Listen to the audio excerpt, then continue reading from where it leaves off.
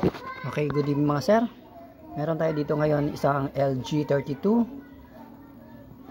Built-in po yung T-con nito. Ayan, kung makikita nyo, built-in po yung T-con nya. Tapos ang problema pala nito ay nagbe-blinking red light siya kasi nagkakaroon na siya ng error sa backlight. Siguro mayroon na siyang mga papundi. Ayan, yun, may error tayo dyan, error pin. Malabo.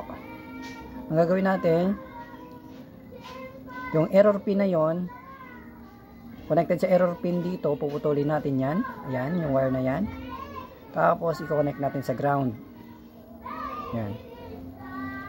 Para ma-prevent natin yung pagkaroon ng error sa backlight nya.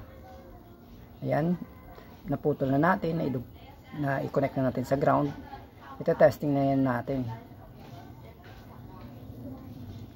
Kung ang panel sana nito ay kaya lang mailipat sa ibang 32 inches, ginawa na natin. Pero dahil built-in yung T-con, kaya ipipilit na lang natin dyan siya sa sarili niyang casing.